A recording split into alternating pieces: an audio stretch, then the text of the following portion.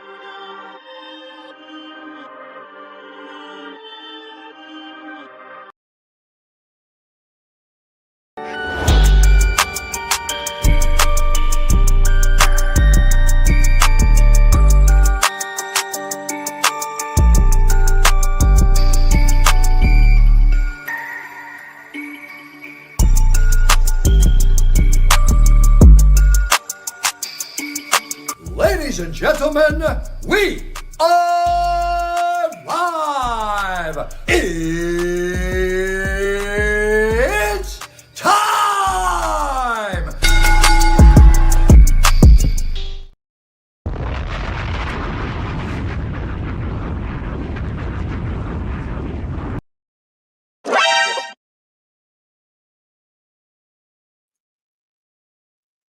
What up, everybody? How's everybody doing today? We are now live here on the Around the Point Network YouTube channel. It is Monday, August the 4th. Man, summer is, como se dice, going by real fast, isn't it, huh?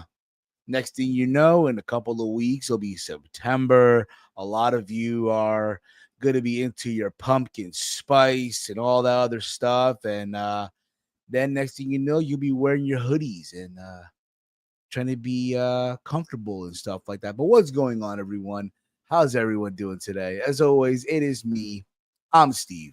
If you are new to the channel, hit that subscribe button down below. Give this video a big old thumbs up. Share it through all your social media platforms and spread the word. Now, also, we are live also on Kick. We're also live over on Twitch. So if you if you're on those accounts as well, if you're watching us through there too, awesome. Feel free to also follow us there, like there, and all that stuff. But I want to know, guys, ladies and gentlemen, I want to know, how was your weekend? I can't hear you, but I hope it was a good one. I really, really do. Fresh from a 2-night Summerslam event, I am back here at the house. I know yesterday at the conclusion of night 2, SummerSlam Sunday, I know Chase wanted to do an honest review, and he did one on the channel. He had a couple of people here on the chat on the stream. I know Alan the Working Man was on. I know Chief was on.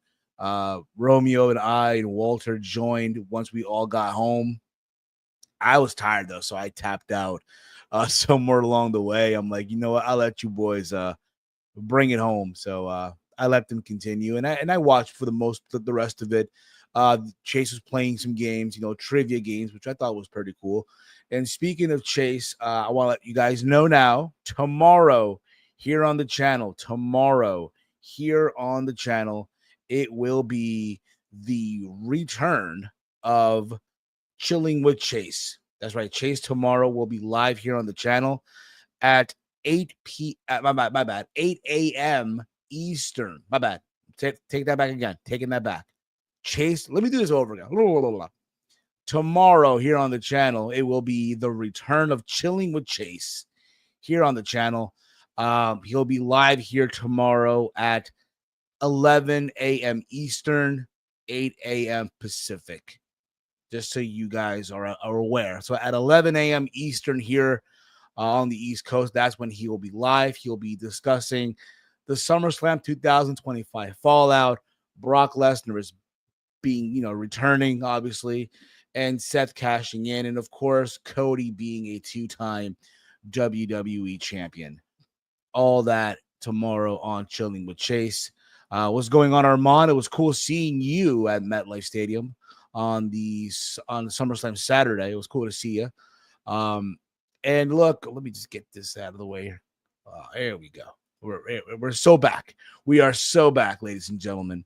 But let's get into this, shall we? So SummerSlam's officially, is over with now, right? The 2-night SummerSlam, the first 2-night SummerSlam is officially done with. It's over. It's come and gone. And as someone who was there live, I can tell you that was exhausting.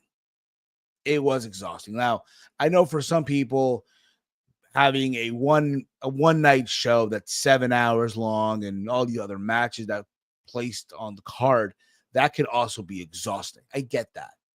To me, I understand why WWE is wanting to run these 2-night events. I totally understand. Money. It gets people to fly into the city, enjoy the weekend, and do stuff, obviously, whether it's go to the Superstore, which, by the way, I will say, I did not step foot into that Superstore. First of all, the lines were just so fucking long. So fucking long for no reason. And from what I was told from people that went in, it was mostly all Cena merch for the most part. Walter and his girlfriend went into the store on the Sunday, because they drove from Connecticut on Friday night, and they got here and all that stuff, and we all chilled with myself, Walter, his girlfriend, and then obviously Romeo joined us as well. It was a cool time. It was a cool time being with friends for the most part. We ate, drank, got a little wavy there. And then we enjoyed 2 nights of wrestling, you know. But yeah, the Superstore, that Saturday, we were walking in American Dream Mall.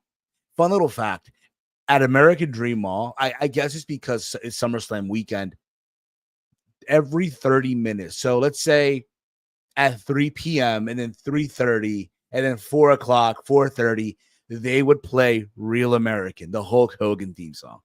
It was so fucking hilarious. It really, really was. I think Romeo said this. They really should have played also, Dusty Rhodes theme song, Common Man. They should have played that also. But because, again, it plays into the whole theme of American Dream, right? And Dusty Rhodes was the American Dream. So would have made sense.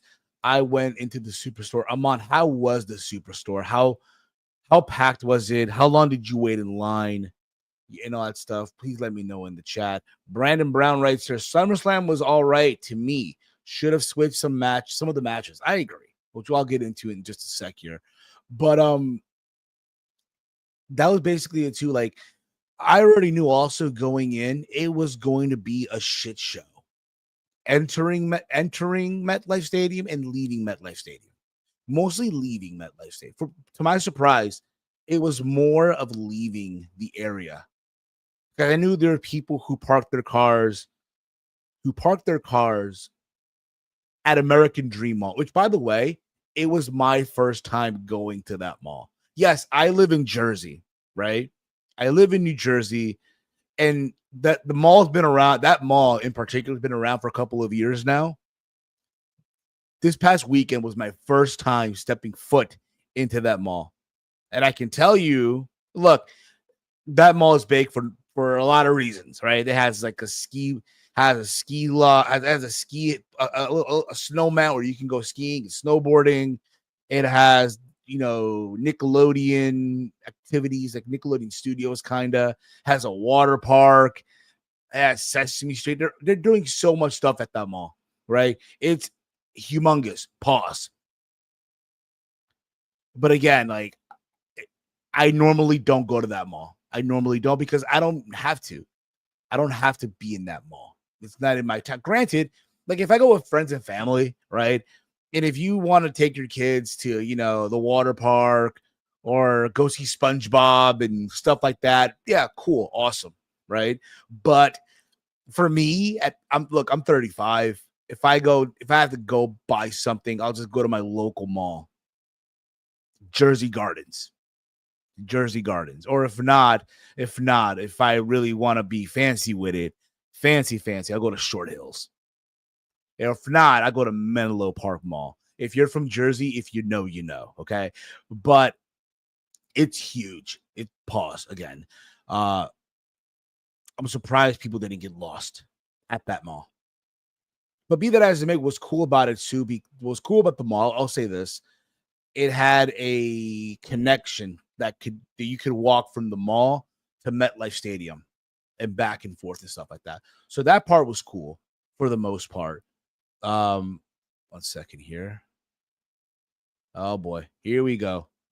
Oh, we're back. We're so back. We are so back. Hey, we're back. Yay. I thought I had a little computer issue here. I was ready to say no, but we're good. We're good. Guys, once again, if you're new to the channel, hit the subscribe button down below. Also, if you feel generous, it does help out the channel. It also gets your comment read, like priority. Leave a super chat if you have a question for me and all that stuff. If you're a channel member already, I posted in the channel members section on the YouTube channel that what topics you want me to discuss on the show, besides obviously talking about Brock Lesnar and talking about SummerSlam, But that Saturday we had some Peruvian food. We went to a spot called Harana. And let me tell you, bro, those fuckers, they got us good. Let me tell you that one. Let me tell you that they got us good with those prices. With those fucking prices. It's not for it's mostly for tourists for the most part. Then we went to Yard House. I had a couple of drinks in there, went to the stadium. I sat with Romeo on the Saturday. And then Sunday, we all went to Yard House. Had more drinks, ate, had a steak on Sunday. Had a steak. It was pretty good. Then we all went to the stadium, and I sat on the floor on Sunday. I was in section 26. And let me tell you this, man. If it's your first time on the floor, you probably going into it like, man, this is so cool, man. I'm going to one of the major WWE shows. I'm in the stadium, and it's one of those things where, hey, this is cool, right? I'm in the stadium. It's nice out, right? And this is the first time I'm going to be I'm taking these seats, right, at MetLife. And let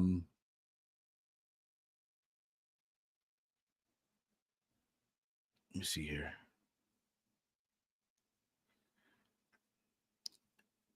I'll get back to that in a sec here. What's going on, Brandon Brown? Congratulations on being a channel member. We appreciate you, brother. I appreciate you. But what's it called?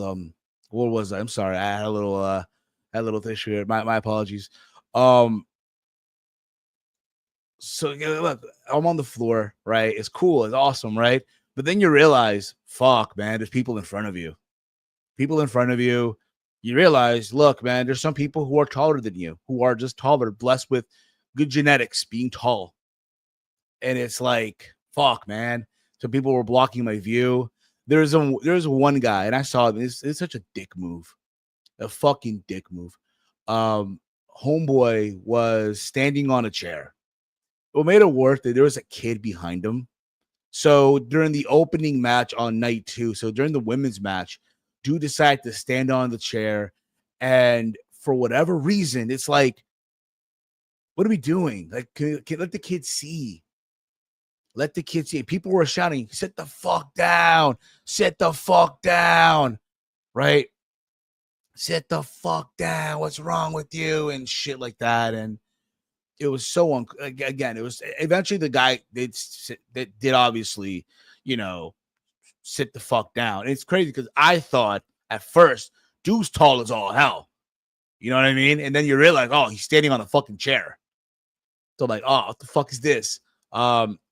Chief writes here, heard from people on Reddit not to buy floor seats, not to buy floor unless it's the first 3 rows. They always recommend the risers. Yeah, I know now. I know that for next time. But outside of that, like, look, I had a fun time. I had a fucking fun time. I feel you. It was like that for me too at All in Texas. I was at the ground floor. Yeah, man. Sometimes, bro, being on the ground, yeah, it's cool to say it visually. Like, hey, you're going. If it's your first time, the perception should be it's cool, right? But the reality is, it's not. It's not as all that as you may think it is. But be that as it may, I can't complain. I had a fun time. I thought the show overall, SummerSlam overall, it was all right, to be honest. Like, again, keep in mind, I was there live. Okay, I was there live in the building.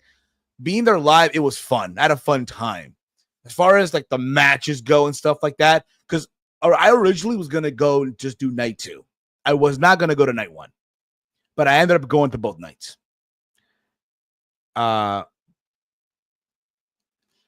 I will say this. Overall, I thought the show, as far as a wrestling show goes, it was all right. I thought on night 1, it was all about the opening match and the main event, right? Everything else was just in between. Like, a night 1, right now, Cage Match, as we speak, is giving this show a 6.27. And on night 2, it's a 7.56. Okay, just keep that in mind.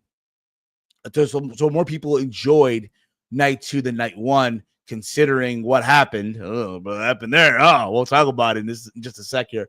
But obviously, yeah, you got Jey Uso and Roman Reigns versus Braun Breaker and Bronson Reed. I thought this was again. Look, with Roman, if he's not closing, he's opening.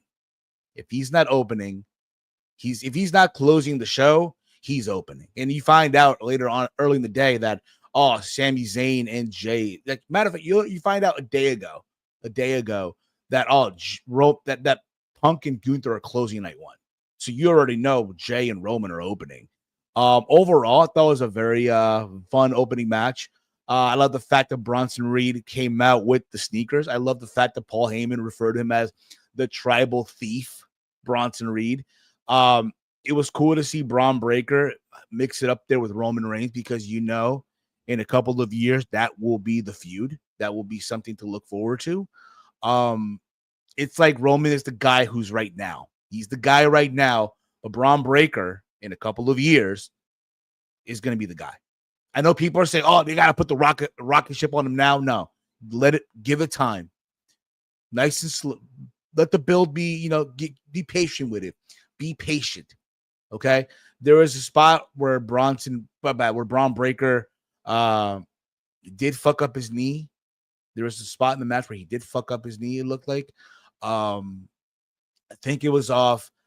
Like, I think Jay was on the announcer's table, and I guess Braun Breaker went for a jump, and he hit his knee on the desk because he was limping. There was fan footage of him limping and stuff. I'll be honest, going into this, a part of me thought, hey, Braun Breaker and Bronson Reed might win, but they let Jey Uso get the pin. Jey Uso got the win. It's crazy to think too, right? Like 2 years ago, I was in Detroit at SummerSlam with Walter and Big Mike, and I was watching Jay and Roman in Tribal Combat, which was not so bueno, right? And now here they are 2 years later teaming up. Cool to see. But yeah, look, they got the win. Roman is scheduled to be on Raw tonight, so there's a possibility that they might do something to write him off, because again, Roman's gonna go film. He's gonna go film a Street Fighter with Cody Rhodes, and also Hiroki Goto. So there's that. Alexa Bliss, Charlotte Flair versus Raquel Rodriguez and Roxanne Perez for the women's tag team titles. Like, you guys know, like, Romeo is a huge Charlotte Flair fan. So, Romeo loved this match. He loved it. He thought it was fantastic, right? And look, overall, the match itself, it picked up near the end. There was a miscommunication at some point in the match where Charlotte Flair got hit by Alexa Bliss. But then when it was all said and done, you kind of knew, like, yeah, that Alexa and Charlotte were going to become the champions, and it happened. Obviously, we have new women's tag team champions in Alexa Bliss, Charlotte Flair. It's crazy to think that Charlotte Flair, the beginning of the year, was getting booed by everybody, right?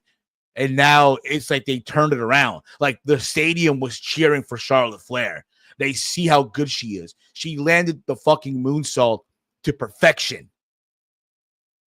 Not saying that the other times aren't good, because, again, you got to be impressed by someone of her size to do that moonsault.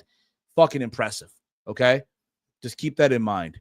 So, with that being said, we do have new women's tag team champions. We do have, after this, Sami Zayn, Karrion Kross. I wanted more from this. It sucks because people are saying this was Karrion Kross's his last match. There's talks that he didn't renew a new deal. I don't know what he's going to do. But right now, it's just not looking so good. There was so much promise, right? Like, he cut that promo after night 2 of WrestleMania where he just went off, right? And you were like, okay, we're off to the races now. And it's like they've done nothing. Yeah, it's cool that he's wrestling on 2 PLEs back to back. That's cool. Wrestling Sami Zayn, that's cool. But it's like, I don't know what it is. I felt like their time were just cut off. And they just gave us that. Low standard. But Sami Zayn did get the win. So for Karrion Kross, look, he might be the guy. Probably an MLW, but we'll see. Tiffany Stratton, Jade Cargill. Did it surpass my expectation? Not really. Thought it was just their match. I literally thought going in that, hey, Jay's going to win the title. And yeah, it was fine for what it was. But obviously, Tiffany Stratton did pick up the win, and she beat her clean. That's the one thing you gotta keep in mind too. She beat her clean. Coming out of this, look, likely they'll have a rematch, probably in Paris. They'll run it back, and we'll see what happens. Most likely in Paris, Jade gets the win. So we'll see. Drew McIntyre and Logan Paul versus Jelly Roll Randy Orton. I thought Jelly Roll did the best that he could. You know what I mean? Again, someone with no experience, someone who's a fan of this, which he is. Do I want to see him wrestle again? I'm good. But likely he will be wrestling again. And probably he'll appear at the Royal Rumble or something like that. What really surprised me, though, and again, you guys know me. I'm a big Logan Paul fan. You guys know this by now, right? I'm down with the Maverick. And I don't know if you guys saw my tweet, right? I posted a video on my Twitter, right? I posted this video. It's during the match. Keep in mind, like, the section that me and Romeo sat on Saturday for SummerSlam, very fucking chilled, bro. Very fucking chilled. And there's a moment after, like, yo, Logan Paul got the win for his team, right? Got the win for his team. Yeah, Jelly Roll they did the spot where he got hurt, even though also Logan hit a frog splash onto the outside to Jelly Roll, which was cool to see. Cool to fucking see as well, right? And Jelly Roll, it looked like he got hurt, but he tried to get back into the match, and he did. He tagged in, and eventually he got pinned by Logan Paul. So that part surprised me, that Logan Paul and Drew got the win. I thought, you know what, Jelly Roll, because it's Jelly Roll, right? It's his first time wrestling on the stage against someone like with Randy Orton, they would give him the win, but supposedly it got changed the day of. There was the booking got changed the day of. So I was happy. You know what? I started doing my little dance. I did this to the crowd. I thought it was all funny. So, all right. And then we got, obviously, the main event, CM Punk versus Gunther for the world title. I thought they killed it, bro. They went out there 30 minutes, bro. They fucking killed it, bro. Chef's kiss. Fucking chef's kiss. Right? There were reports going around that Gunther is gonna be taking some time off, right? And Gunther gave Punk a fight, bro. He chopped the fuck out of him. Now, keep this in mind. I don't know if there was like an audio issue, but where we were at, we couldn't hear the chops. Normally, when Gunther throws them chops, you hear it. It sounds like a gunshot, right? You didn't hear them. That being said, it's just one of those situations where, look, there was a part of the match where Gunther started bleeding, right? Started bleeding. And obviously, when it was all said and done, CM Punk took advantage. He was like a shark seeing blood in the water, right? Saw blood like a shark in the water, ready to go for the attack. Capitalized on the fact that Gunther was bleeding and hit 2 GTSs for the win. CM Punk is your new world champion. Everyone was just happy. They were celebrating, right? Because that's people wanted to see CM Punk walk out with the title, right? So you thought you had your moment. You thought you did. And then not so fast, because then Seth Rollins' music plays. The place goes berserk, right? And you see Rollins coming out there with the crutches. You see him out there, right? Knee brace and all. Paul Heyman holding the briefcase. And it seemed like, hey, he was just reminding Punk, hey, look, I got until June of next year to cash this in, so enjoy it now. Everyone was under that impression. But then Rollins goes walking back, and then he stops. And it's like, you know it's coming. And he does like this cross thing, and he dropped the crutches. And it's like, oh, shit. And then he takes off the knee brace, and he walks, and he's like, you know, well, it's happening. Here it is, right? He tries to like drag the referee, and it's like, nah, we're cashing in, and he does. Beat CM Punk 1, 2, 3, and Seth Rollins walks out with the world title. I seen people upset about this too. Oh, Punk got fucked over. This is bullshit. No, I mean, was it bullshit? Was it bullshit when Jeff Hardy got cashed in 2009? Look who's joining me here. What's going on, brother? What up? You can tell my voice sounds a little Horse? a little horsey right now. Yeah. Yeah, that was a lot of yelling this weekend. Oh, tell me about it, brother. You going to Brooklyn? You going to Barclays Center, bro? Hell no. Come on, man. You Hell gotta be no. there. You gotta represent. I spent enough money Saturday and Sunday. I'll tell you that. Yeah, me too, brother. Me too. That's why, guys. The super chats are welcomed. If you guys want to, feel free to drop a super chat. It does help out the channel. I was traveling too. Yeah, tell me about it. At least you got to come to my beautiful state twice, brother. Got to visit my beautiful state. Oh, how beautiful it is. Yes. I was so happy to see Punk get Punk got punked, get punked. That's fine. That's fine.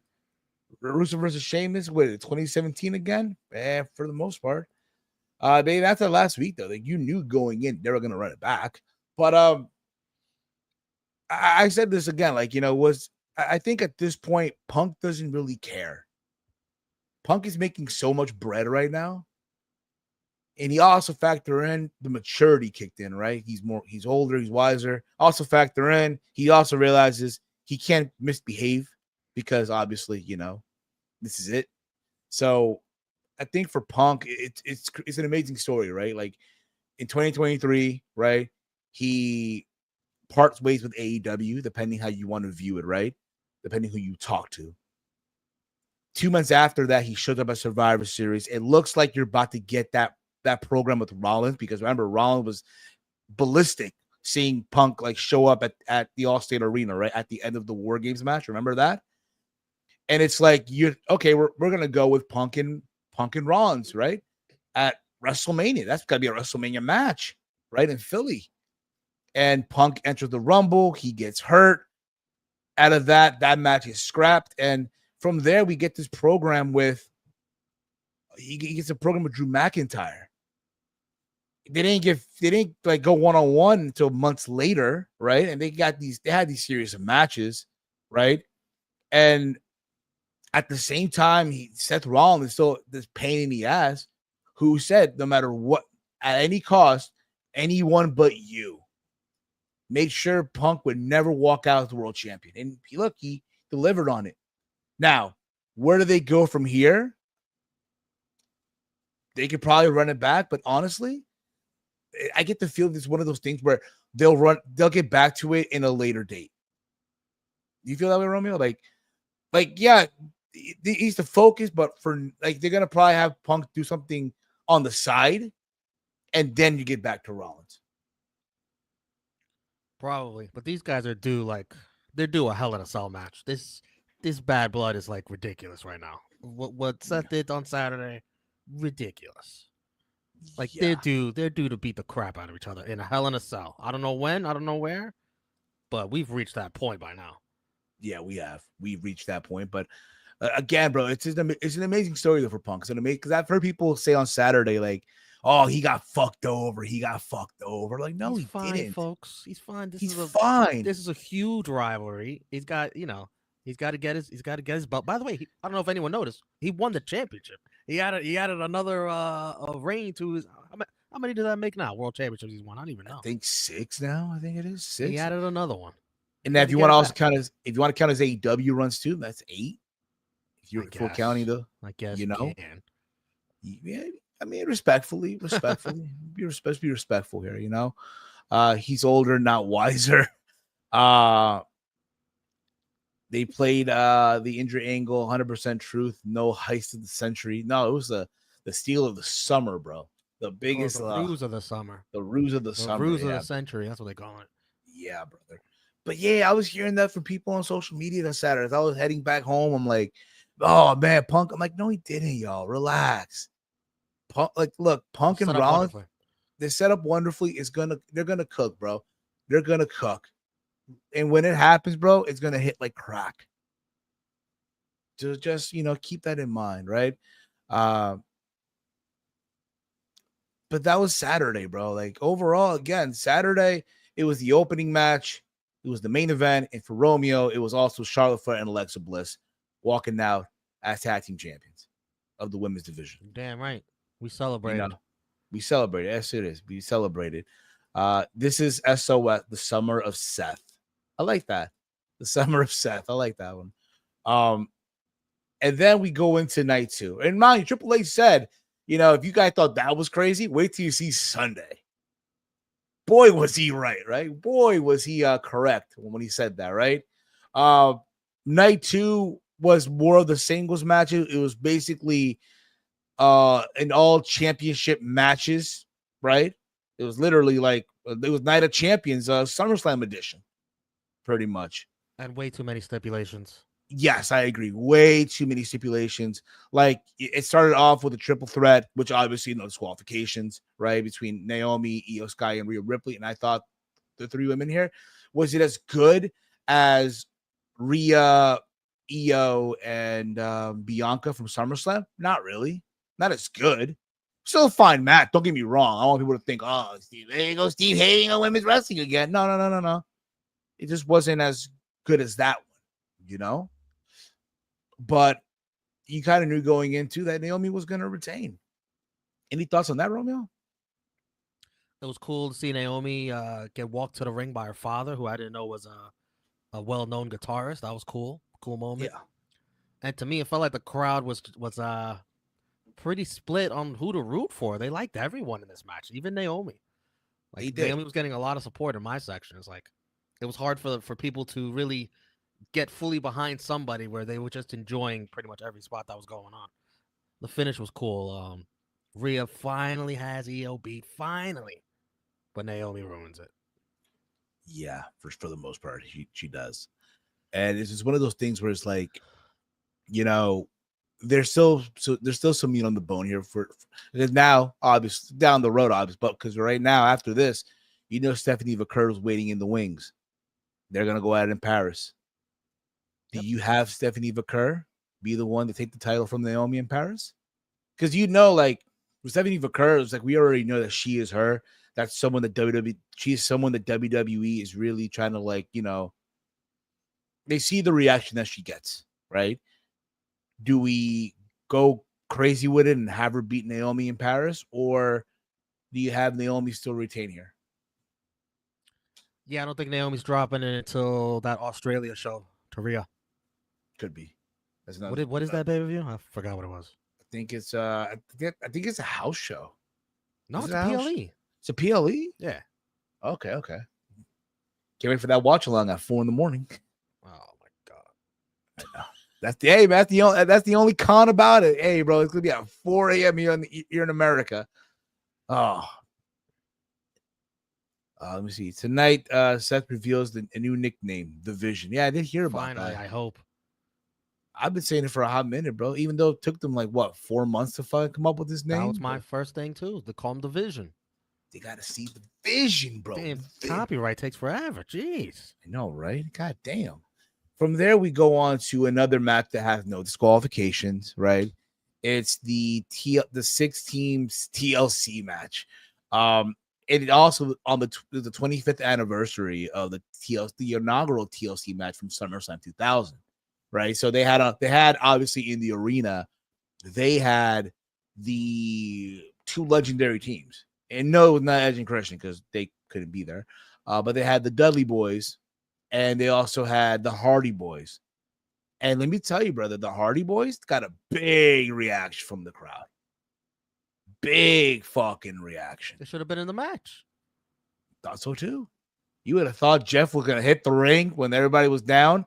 They're going to replay the music, right? You got to climb the ladder and just grab the titles and get the fuck up out of there, right? That's what I thought. But you had the planning their own thing in TNA. They're planning to have best tag match of all time. Now, for those who watched on oh my goodness, for those who watched on Peacock or Netflix, did they reference that they're having a match at Bound for Glory, that being Team 3D and the Hardys? Did they reference that on commentary? Oh, I doubt it. I didn't get to run it back and rewatch or anything. That's why I'm asking. But you did have the Wyatts of Dexter Lumis, Joe Gacy, DIY. You had Andrade and Rey Fenix. No, Andrade did not get attacked. I thought, hey, Andrade would get attacked, right? And we would have Penta take his spot and team up with his brother. That didn't happen. Nope. You had Fraxium, and of course the Motor City Machine Guns and the Street Profits, all in this match. It was just, I don't want to look. I know people were going crazy for the match in my section, right? People were going and say, "Oh my god, this is awesome! This is that," and there's some spots that were awesome. Let's just keep it a buck here. But it got to a point where I'm like, "Yo, what are we doing?" Like I see Candice LeRae climbing the ladder, trying to grab the briefcase. I saw Uncle Howdy try to climb the ladder too at some point. I think it was who was it? Was it Ray Phoenix who was on the top of the ladder, right? Trying to grab the titles, and Uncle Howdy hit him with a man of a claw, and he couldn't get out of it. Was it him? I don't remember. Probably.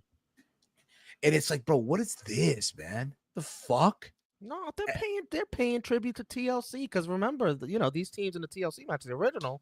I don't know if it's the original or the second one, but it was the they second had a Run-ins. third buddy who Yeah. was lead. Who else was it? Rhino and Spike. Yeah, but that was Spike. TLC too. Yeah, but it's still part of the TLC lore. I get that I understand too, what they're going for. But it's like, yo, it just fell all over the place. And then obviously there's that spot. Obviously, there's the spot where Candice LeRae fell and she landed on the ladder. I hope she's okay. DIY went through a table, right? I don't know if you caught this or not, but they had like a spot where you can connect the tables together and shit. Like they had like the little holes. Oh, I don't know how many of y'all. Yeah, you people like in our section. They were, oh, look at that, the tables and shit like that. They mentioned the 25th anniversary, no TNA match. Okay. Yes, Cole did. Okay. It's weird. But look, when it was all said and done, the Wide Six retained. I told you. I knew there was a chance. I guess so. I guess so. Like it Too was many cool. guys. Too many people. The spots were cool, what have you. It just felt like the ending was just flat. Flat ending for my liking. So anything else you want to chime in with this? Even with a flat ending, it was the match of the night at this point. Oh yeah. Well, from there we go on to Becky Lynch and Lyra Valkyria, and there were sections in the stadium that did not give a flying fuck about this match. Did not give a flying fuck, bro. There were waves started in certain sections. There were sections that were booing the other section for not doing the wave. There were table chants, even though there was a TLC match prior to the match that we're seeing. It's just that why this match placement is all. Why would you put? This is a street fight, right? What were they? Yes. No count out, no disqualification. Whatever. It felt like there were three street fights in the night. It's like, and you're putting it after a TLC match. Like, what? And not only that, but yo, do you want to guess how long this match went? Like 30 minutes. You are off by 25 minutes and 5 seconds. And they're starting to wave early in this match. I really wanted to, bro. I so badly wanted to get up and just buy more drinks and shit. I really wanted to so fucking badly, but like people were being very anal about getting up and get out of my way and shit. Because again, I'm on the floor, right? Awful. And there are people who were like in front of us who, for whatever, wanted to stand up. And I mentioned this earlier about the kid, right? The guy decided to stand on a fucking chair and block this kid's view. And it's like, yo, a fight almost broke out. There was, a matter of fact, there was a fight that broke out, right? In the crowd. I'm sure y'all seen the videos online and shit. Like, yeah, Jersey don't fuck around, man. Jersey don't fuck around. But yeah, man, Bayley came out, and what do you know? She costs Lyra the match. So Becky Lynch, we all thought going in, Lyra was going to retain. My only complaint to here also, Romeo, Lyra did not wear the Becky Stompers. I thought she was going to come out there in her Becky Stompers to stomp on Becky Lynch. Good luck wrestling in those. Good luck. Good luck. My leg. Pick up Becky's team. Honestly, you know what it reminded me? That beginning part, like that guitar portion of it. And I don't know how many of y'all remember this. you had to have been watching NWA, right? Or parts of Impact. It reminded me a lot of Nick Aldis's theme from NWA. There's the guitar portion of it. I know Chase said this on the Honest Review. It looked like he was playing Day of Reckoning. I can see that too. It's gonna take some time to get used to. I know, Romeo, you were singing the old theme song for in your mind. You were singing that. Oh, So no. Someone in my section started singing it. Oh, Not me. I could care less. Oh, I thought it was you. My apologies. No. I misheard. I apologize. So like the 2 seconds should have had a War Games to decide if they do the wave. I heard that someone proposed during the match, so the wave started to celebrate. Hell no. These people were just doing the wave because they were bored. They wanted to entertain themselves. I don't blame them. I do not blame them. But yeah, I blame them. They're pieces of trash, Steve. Pieces of trash. Hey, very disrespectful to the women in the ring. Very disrespectful. Whoa, look. I'm not going to tell my Jersey brothers and sisters, okay? Bunch of assholes. Let's be honest. But at least, probably, you had a great time in New Jersey. You had a great time, though, in New Jersey, man. You had to play blackjack. I didn't touch blackjack once. You kidding me? Come on, they were playing Real American at I was American there to Dream. hang with my buddies, my friends. And they were playing on my phone. They were playing Real American at the mall every 30 minutes. Oh, doing the dance. They played freaking whose theme? Kozlov's theme. Yeah, at the bar we went to, they were playing I Love WWE. I need some work, I know. But yeah, Becky retains. This match went way too damn long. For no reason whatsoever. For no reason whatsoever, yeah. If it was just going to have that finish, too, there was no reason to go that long. No reason. Yeah. From there, we had Solo Sikoa and Jacob Fatu in a steel cage match. I wanted to be excited for this. I really wanted to. Right? It's a steel cage match, right? It's the first cage match, I believe, since 1994. No, there was one after that. Oh, there was? I told you who it was, but I forgot it already. Yeah. Oh, yeah, my bad. 2001. It was DDP and Canyon versus the Brothers of Destruction. SummerSlam 2001. But there was also a singles match somewhere after that. Probably. Oh, yeah. Mankind and Triple H. 1997, I think it was. Yeah. I think it was 97. It was 97. Right? So I wanted to be excited for this, right? You already knew Jacob Fatu was going to do some crazy spot on top of the cage. Just happened to be after the match. So you also knew there were going to be some run-ins, right? Tonga came out. My bad. Tongaloa came out. Confusing your Tongans. Tonga came out. JC Mateo came out. Someone might say, "Oh, it's Jeff Cobb." I'm like, "Oh, who? Who? That looks like JC Mateo to me, buddy." Right. And everybody was chanting Yeet. I'm sure we all heard the Yeet chant. People thought Jey Uso was gonna come out and Roman. Like, no, brother. Right somewhere out there, Jey Uso was already on his second bottle of Don Julio. Okay, come on. He wasn't gonna come out there. Hell no. But Big Jim came out. He don't got enough friends, Fatu. But Jimmy Uso came out though. That's the only friend he got. Yeah, only friend he family. got. The only fam he got, and he also got laid out. It's not enough. And what do you know? Solo Sikoa is still the United States champion. The match got a 3.36 on Cage Match. It's a bit brutal. A bit brutal, but I get it. Totally get it. At this point, bro, there was already at this point 1, 2, 3, 4 matches that would have no DQs. At this point, you should have put Becky and Lyra on Saturday. Yeah, I agree. You should put that on the Saturday show, or you know what? Maybe Dominic and AJ on Saturday as well. Yeah, I think also let's factor this in too, right? Yeah, because let's also factor this in too. Let's also factor this in. You noticed the difference on Sunday. Everywhere we went, everyone wore the John Cena shirt. Everybody was just John Cena, right? At this point of the show, everyone will just, yo, we're just ready for John Cena and Cody. Just like in Vegas. It No, got but to they a got point. into Dom AJ. They got Yeah, into they that. did. They did. But at the same time, it's like, yo, we're just ready for Cena and Cody. Just like in Vegas, just like here, we're ready for Cena and Cody.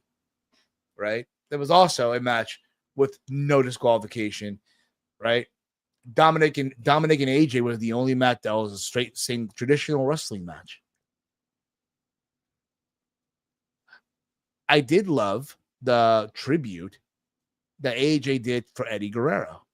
Came out in a lowrider, right? Had Eddie Guerrero inspired theme. He even had his hands taped up like Eddie, right? I like that. It was an homage to Eddie's SummerSlam 2005 match. And he had his son looking like young Dominic. That was his son? Apparently. Oh, wow. Okay. Just like young Dominic, the hair blonde, everything, the white tee. Yeah, I was right? wondering what was going on with that. I thought it was Slim Shady or some shit. But anyway, but anywho, the match itself, look, I thought for the most part, I enjoyed myself. I thought it was fun. For the most part, I love the fact that both AJ and Dom got a reaction from the crowd. It's like they're divided, right? And it's crazy to think just how far Dominic Mysterio has come. Like to think like a couple of years ago, I was one of those people that were saying, yo, send this kid to NXT. Send this kid to NXT. Let him be part of the Legado de Fantasma group, right? And he gets to the main roster. Oh, again, this kid's not really, he's just there because of his dad, right? And look at him now, right? Joins the Judgment Day, did wonders for him. And now it's like he's just turned this shit around. And for AJ, look, man, he went out there, did the damn thing too. Does not take anything away from AJ either. But you knew going into this, Dominic was going to retain, as he should. They might run it back. Who knows? Anything you want to add to this, Romeo? Crowd was really into this back and forth. It's getting kind of testy. I was kind of losing my voice here. I was like, man, I'm losing my voice over Dominic and AJ. What's going on? I gotta save my voice for the main event. Yeah. The Eddie tribute was cool with the chair and then both of them trying to cheat. That was funny. Well done. Very sports entertaining match. It was, and then again they played the live cheating and stealing, and then they did an homage to Eddie and Kurt from WrestleMania 20 with the boot, and then we get the main event. Oh, by the way, before that, we had Stephanie McMahon come out there, and she announced the attendance for SummerSlam. So last night it was 60,561 people that were in the building, but combined both nights is 113,722. Which is a lie because you would the way that comes across is like they're all unique, different persons. Yes. They're counting me and Steve twice. Yeah. Yeah. On Saturday, the Roman J versus Braun, someone in my section was screaming for Jimmy to come out. That too. Those crazy too. In my section on Sunday, Russell Wilson was sitting in my section. Nice. He was there. Like, yeah, New York Giants. Like, I think new quarterback, right? Yep. If I got it right, all right, cool. I got it right. And also in the building was Tyrese Halliburton. He was getting booed. You love to see it. You love to fucking see it. And then we get Cody and Cena, bro. The street fight. We got the old John Cena, his old music, right? It was the same music, but the old Titantron, he running back and forth, right? Looked at the camera guy, did the salute, ran out to the ring. This entrance, this got like 4 different pops in his entrance alone. I got a little emotional, bro. I ain't gonna lie to you. I got a little emotional. I did. I got emotional at the end. That Cena too. And Cody, when Cody does his ugly cry. Yeah. Because to me, it's like this, right? Like, I will say this. As a wrestling fan, this was probably my best year as a wrestling fan. In the sense of I got to see number 17 live. You know what I mean? I'll say this as far as a match, this was better than WrestleMania match. It's Hands not down. even close. It's That better. match is one of the worst matches of the year. This match It's is like- one of the best matches of the year. But we were there for the moment. Like me, Chase, Chief was in the chat. Whack. Any- This no, was but any- way better. No, This I was way no, better. but I get that. Don't get me wrong, I get it. But we were there for the moment. I can say, like, yo, I was there for number 17. I was there to see Cena. That was flat, man. That was a dick kick. But still, that was a moment for you. no, I but still, guess. but I can say, like, yo, I was there when he won 17. I was there. And I was there when he lost number 7, the 17th one. I was there to see Cena's last WrestleMania and his last SummerSlam. I was there for Punk's first WrestleMania main event. And I was there to see CM Punk main event, his second or third SummerSlam? You know what I mean? Like, all these things kick in, right? So it's just a factor in, right? And again, it's like you were watching 2K25 in real life, the way these two guys were going at it. And there were moments where, like, okay, something has to give here, right? Who's gonna win, right? Because Cena kicked out of 3 Cody cutters, Cody kicked out of a super AA, right? They were fighting in the crowd. That's what these guys do, man. These guys, when they are at their top of their game, John Cena, Cody Rhodes, they kick out. It was like, who's gonna win? Like they both have the same. This is what they do. They do, yeah. This is what they do. It's what they do, and damn it, they deliver, bro. And yeah, there was a moment where, hey, what Cody finally pulled that trigger, right? Will he do it, right? Because you could just tell there's a moment where, so he like disarms like the bottom rope, right? And he's grabbing like the steel part of the bottom, like connects, I guess, the bottom rope to like the LED. Booing his ass off. They were booing him. Yes, they were booing him, and it's like he knows he has to do it, but he doesn't want to do it, and it's a mistake that he did at WrestleMania that cost him. So this time he hits him with it, and I'm thought, okay, this is it. Nope, Cena kicks out. I thought it was badass that Cena had Cody lift on his shoulders, and he came out through the Cody Vader, the little like cinema, pure cinema. A little more without cinema, a little more without the thumbnail, a little more that would have been the fucking thumbnail. But be that as it may, everyone, even in my section, bro, nobody was on their seats during the match. From the beginning of the match to the end, nobody was in there. Everybody was standing. Was it like that in your section or? No, only at the end when the match happened. Your section is standing because you got to stand to see. Yeah, I think stands up in front of you, you're forced to stand up. I think CM Punk wants Steven at all his events because it seems like he main events every time Steve is there live. Oh, come on. You never know. But yeah, man, look, Cody Rhodes finally defeats John Cena. And that's when it hit me like, damn, I just saw Cena's last SummerSlam, bro. Gave him a salute. From one QB1 to another. Yeah, and it hit me like, damn, bro. That's when it really, like, I ain't gonna lie, tears came down like, damn, bro. This is it's finally over, right? And you wonder, okay, because I'm sure you saw it, obviously, right? That you see Cody and Cena in the ring, right? They embrace, they hug, and then if you watch on the screen, like the feed just goes to like the SummerSlam logo. So in my mind, all right, show's over, right? And then it goes back to them on the screen, like the peacock logo is still on the top corner with the East Rutherford. So I'm like, all right, they're still on the air, obviously, right? And Cody leaves the ring, and I'm like, all right, it's coming. I'm expecting this heel turn, right? From Cody Rhodes, right? Really? Nope. I was just expecting something. Okay. I never expected it. You know, something has to give, right? Because again, according to Triple H, we've seen nothing yet. Wait till night 2. So I'm like, all right. Right? I figured someone was coming out. I didn't know who. I figured someone was coming out. And people are leaving like, what? I don't know about that. It's like leaving at the end of a Marvel movie. I don't know. Yeah, or a DC movie. They do that too. Like you don't leave. You stay.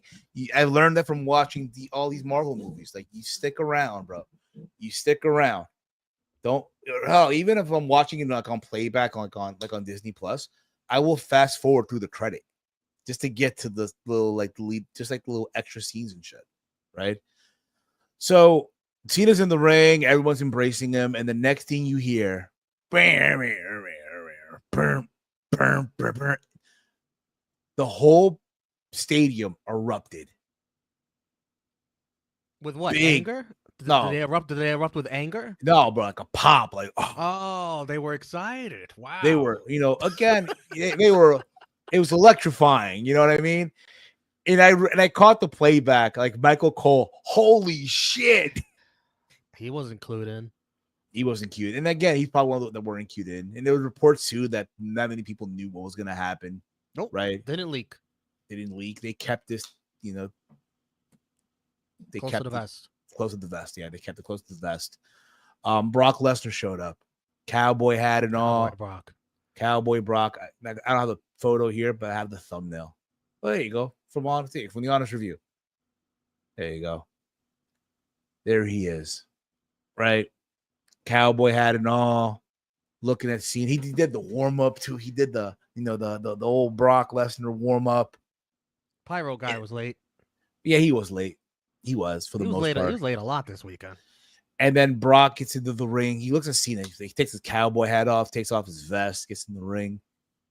And they go right at it. And then he F5 Cena.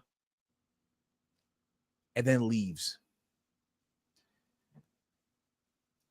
And this has caused a lot of uproar on social media, especially in the land that we love and despite all its despite everything that it comes with, we still have love for the land of the IWC. Right? The cesspool that is the IWC. You know what I mean? It's there, but you know what? It is what it is. Point is, though, people were at an uproar. People were just like, oh, hell no. How can they do this? Do they not know that he's still involved in a lawsuit or in some like allegation, right? Why did they do this? This is not right. This is dumb. I've heard this too since yesterday. I've heard fuck WWE. I've heard people say F the Fed. I'm not watching anymore. I'm canceling my Peacock subscription. Look, I've been doing this since 2010. I've heard that since the time I've been doing this. If I had $1 for every time I read that on Twitter or heard people say that, by now, brother, I would be sipping on a mojito, chilling by a beach in Cartagena, Colombia. You get what I'm saying? It's smoking a cigar by this point. The same people who are saying this right now, I guarantee in about 28 minutes from now, will be tuning in to Monday Night Raw. They're going to tweet. They're going to be tweeting on Raw. They're going to be tweeting using the hashtag WWE Raw. Not realizing that they're giving WWE social media engagement. I've heard this too. Oh, I'm done with WWE. I'm going to go watch TNA. Oh, yeah? You do realize that WWE is affiliated with TNA, right? To the point where WWE is bending TNA over and just letting them have it from the back, right? I'm sure you know this by now, right, folks? Oh, well, I'm going to go watch Pro Wrestling Noah. Well, I'm sure I don't know if you know this or not, but WWE is affiliated with Noah, right? Well, I'm going to go watch GCW. Well, I'm pretty sure you know by now that WWE allows their talent, for now, to work Bloodsport. After what Josh Barnett said on the Ariel Helwani show about WWE Unreal. Well, I'm going to go watch AAA worldwide. Well, I'm pretty sure you know WWE acquired AAA. So either way, you're supporting WWE. I just think it's silly, bro, how people want to behave about this. Look, I'll be honest with you, though. For me, am I excited to see Brock back? Not really. Not because of what's going on. It's just that I know what to expect already. Is he going to, like, Do you think Brock learned a new move? Do you think Brock learned a new moveset or anything? No. Homeboy was hunting this entire time. Let me read some of the comments here. You guys are killing it here. Bro, if you got a dot for everyone that said they were no WWE, you'd own a Peruvian football team. It wouldn't take that long. Don't forget, cancel WWE Network back in the days. I remember. Those were the days, bro. So can we finally say Cena's heel turn was one of the biggest heel turn flops in history?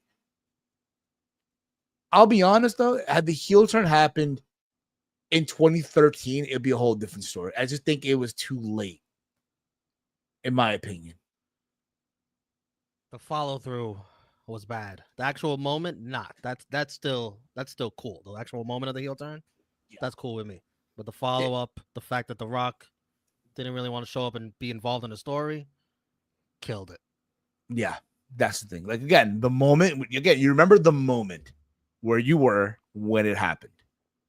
You remember. I was watching here with the boys. I remember that day. But the execution, the follow-up it just sucked. It's just in the mud, per se. Does anyone really care about seeing Lesnar Cena again? Well, Draven, this was John Cena's request, according to Paul. This was his request. Cena's requested to work with Brock. Now, whether you believe that or not, I'm gonna leave that to you guys. But let's not forget, Cena and Brock, they're boys. And they have history. They don't, they've worked before, what they could do. But again, for me, am I excited to see Brock back? No. Not because of what's going on. I already know what to expect. Suplex City, Kimura lock. That's it. And F5. Now, I did enjoy Brock Lesnar's last match versus Cody Rhodes, the third one. Me too. I was there for it. Yeah, it was so he is capable of putting on a good match. Oh yeah, he's capable. Just if he's committed to it, or at this point it's just a simple payday. You want payday? And then I'm out. And, I'm gonna go back to hunt some deer, and call me when you need me again. But John and Brock are just gonna play the hits. They know that works. John doesn't have to go all out to make Brock Lesnar. Brock Lesnar's already made. Like the way he went all out for Cody Rhodes, that was QB1 versus QB1. I'm gonna give you something to remember for your match catalog, your legacy too, and mine. Yeah, I'd rather at least see Lesnar versus Gunther or even Lesnar versus Fatu. I would too. You probably will, just not now. Yeah, just not now. I would love to see that. Just it's not gonna happen right now. Yeah, I gotta just pump the brakes on that right now. But again, let's just keep in mind all the people that are offended or upset, that are boycotting, right? All whatever you want. Give it a couple of days. They'll be back to the regular programming. Couple days. Give it a couple minutes. Give it a few minutes. Give it a few minutes. Back to regular pro. So now it makes sense why they didn't do a press conference after the show. I'll be honest with you. I know people within the wrestling media who do go to these scrums. They found out about this the Saturday middle of the show. We're not doing this shit no more. I'll be honest with you. Do they have to do one every single PLE? No. I know why they do it. They do it because AEW did it, right? And they were trying to show them, all right, watch how it's done.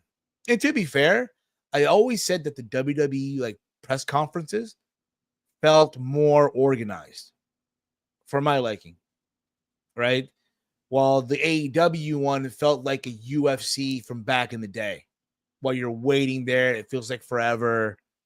With the WWE one, it's not that long, but I don't feel like it needs to be every single show. They're doing what? Clash in Paris? Do they need to have one in Paris? No.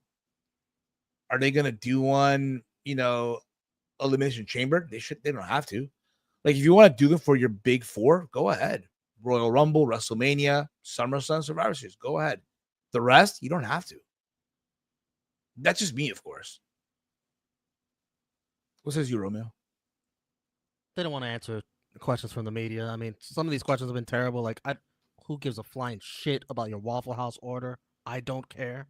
But there is some legit media out there that does ask genuine questions. But they've been making these press conferences shorter and shorter and shorter. They pick a couple of people, they're out of there. It's really just for Triple H to, brag about the money they made, and he could just do that on the post show. He doesn't need to talk to the media to do that. Exactly. It doesn't have to. And again, like you said, there's some people who do ask the silly questions, right, about the Waffle House orders. Even though I met the guy, very cool dude, or about being afraid of this or the allegations and stuff like that. I get all that. You know what I mean? I just think you don't need to have them every single show. Did you see that? Not anymore. Did you see that the fans were chanting, "We want Cross"? Then Triple H said, "You got Brock."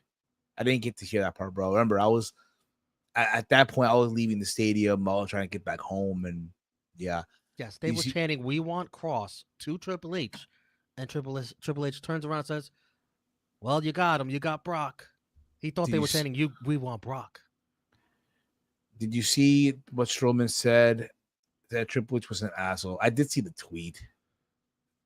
Like, buddy, you're saying that now that you're out of the house. Come on, bro. Yeah, that was petty, Braun. Said that Triple H doesn't care about fans. I mean, he does care. Like, come on. Salty. Happy about Charlotte and Alexa winning the tag titles. Me too. I'm happy for them. For them. Romeo's ecstatic. Romeo, see him on Raw tonight.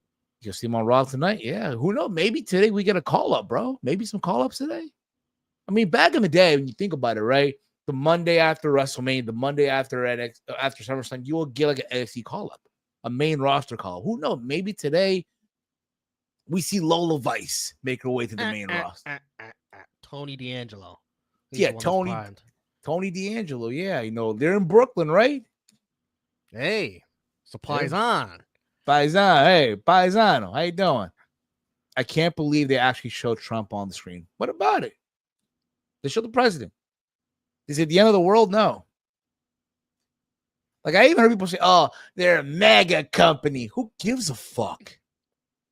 Who gives a flying fuck at this point, bro?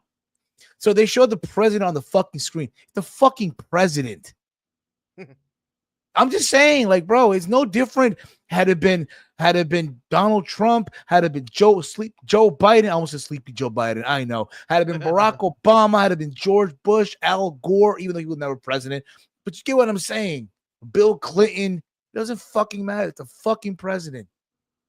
Who gives a shit? So they show him on screen. Would have been cool that he showed up. Fuck yeah. Look, he was at the Club World Cup. You think he gives a fuck? No. Blake Monroe, please. Her entrance alone is main roster ready. Not so fast. No. She had to be first the NXT Women's Champion. Yep. Before that happens. But look, all I'm saying is, look, support who you want to support. At the end of the day, I'm not that person to tell you who to support. That's not what I do. You know what I mean? But yeah, man, at the end of the day, bro, look, at this point, Brock is back. What's he going to do? Look, Russell Cena, play the hits. That's all. But my God, bro, all the people today, on social media. I literally woke up this morning. I'm like, dude, is it safe to open this app right now? Is it okay to go through the timeline right now? My goodness, bro. I saw one guy threaten to, I'm going to sock some people if I see people supporting this. I'm like, you ain't going to do shit, bro. It's funny how two social media apps could be so different, because you go on Twitter, it's an absolute cesspool. You go on like YouTube and look at the comments on the video of his return. Everyone is ecstatic. There's nobody complaining. Because you gotta understand, bro. You can't say they hide comments or anything like that. It takes a lot to fucking delete comments. Yeah, exactly. Especially that channel, it takes a lot. But also factor in, the casual viewer, they're not gonna go on Twitter They want to recap the show. Or I missed Raw. I'll just go on YouTube and watch the clips. You know what I mean? So that's just what it boils down to as well. Did you see the video of fans singing Raw's theme song and the number one fan was mad? Who was this? Someone leaving the stadium that was getting trolled. I guess I didn't. They were singing the Rollins song at him. This was when Punk got cashed in on. He was a Punk fan. They were singing the Seth song at him. Oh, okay. I did see this clip. Like he was upset. They're leaving the stadium. Yep. Bro, raging. He was a grown adult, right? Grown adult, right? Let me tell you, nobody was raging after Brock returned. No, nobody was raging. No, bro. People were happy, bro. People were ecstatic, bro. People were like, we're so back. And I mean, hear people say, oh, well, the old man's on his way back. Now you wait and see. I don't know about all that now. I don't know about all that. That's the thing people need to fucking chillax, yo. NXT tweeted Nia Jax versus Thea Hale tomorrow. Good for them. Good for them, I guess, right? That'll do wonders for them. They'll do wonders, right? But anything else, Roman, you want to add about Brock and his return and the outrage? I'm not offended. I'm not one of these people who are just throwing a fucking rage party. I'm okay. To me, Vince McMahon is the one that's in much more deep shit than Brock Lesnar is. I think for them to bring back Brock, there's probably some hints to the rumors that maybe this case is like close to like a settlement or something like that, and that Brock's gonna be clear of anything. Like it's all gonna be with Vince. Vince is the one that's in the muddy waters to me. If he comes back, then to me, completely justifiable. However angry you want to be, because that's the guy that if he comes back, sponsors pull out, and that's when WWE don't play that. It's like we need our sponsors. Yeah, they need their sponsors, bro. They need their sponsors. So unless you see sponsors pulling out over this Brock news, it doesn't matter. Yeah, doesn't matter. I was stunned that Brock music hit.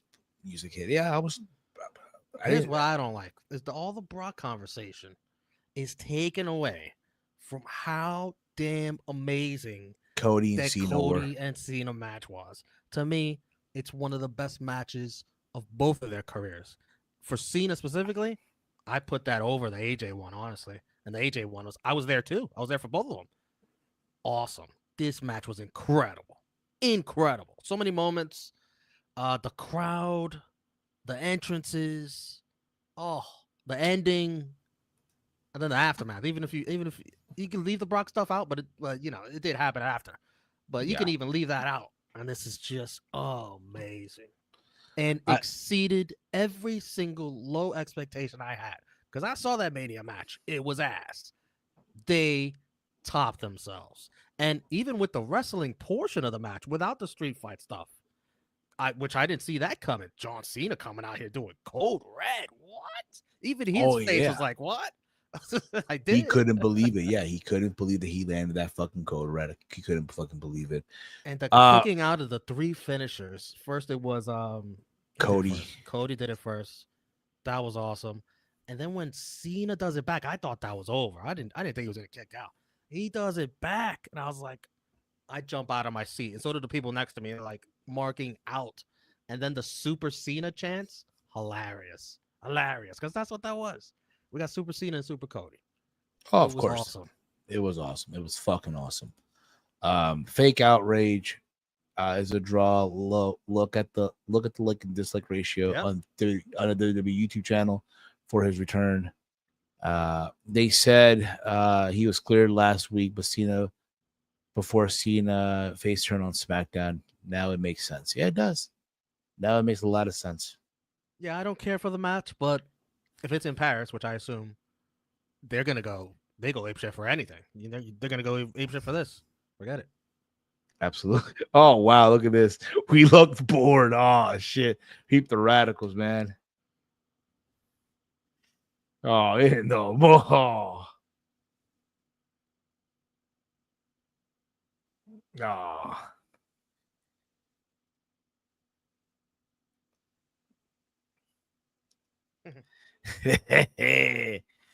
Ah. Romeo, agree with you. Cena versus Cody at SummerSlam. They redeemed themselves from the Mania match. I agree 100%. But before we put a bow on this, I do have to let you guys know about something. It was announced earlier in the day, and I said this when I read this. I'm like, yo, we are so back, Romeo. We are so back, yo. AEW Full Gear 2025 will take place Saturday, November 22nd. From the beautiful Prudential Center in Newark, New Jersey. Not so beautiful town, but still, it's going down, man. We are so back. Well, that's too bad because I'm never going to financially recover from this SummerSlam.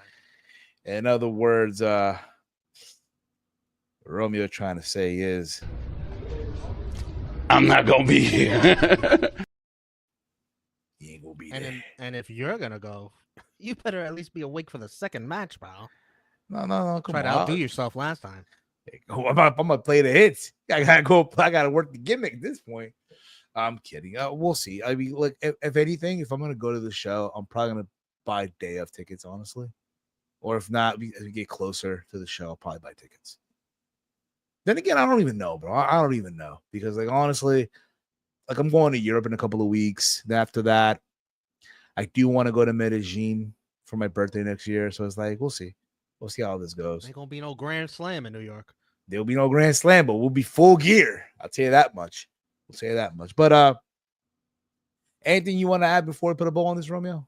On this episode of Steve's Kitchen?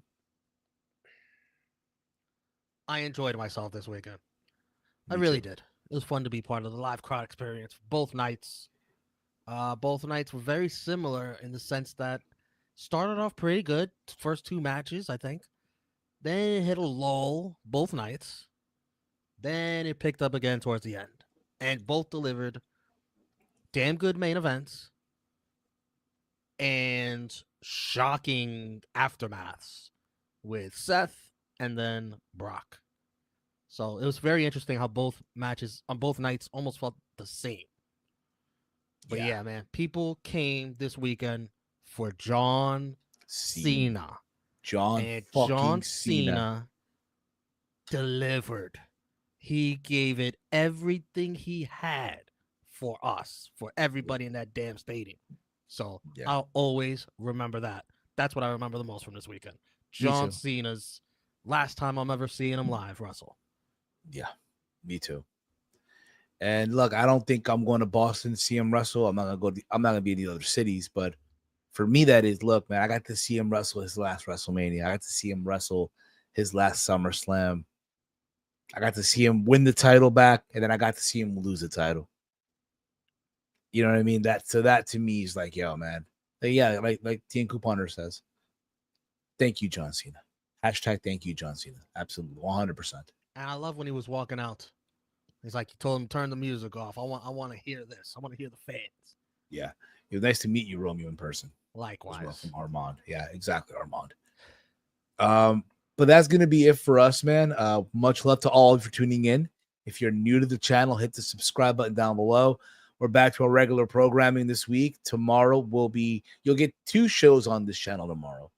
Not only will you be getting the Raw rundown around 6 p.m., 6:30 p.m. Eastern time, but at 11 a.m. Eastern, 8 a.m. Pacific, it will be Chilling with Chase here on the channel. He'll be discussing the SummerSlam 2025 Fallout, also the return of Brock Lesnar, Seth Rollins cashing in, and now Cody being a 2-time WWE champion. Make sure you guys tune in for that when it goes live at 8 a.m. Pacific, 11 a.m. Eastern. Here tomorrow on the channel. All right. Follow the Around the Point Network over on X at AT Point Network. Follow me on X at Heel Steven. Romeo, let them know where can the fine folks check you out. Romeo Damas, all social media.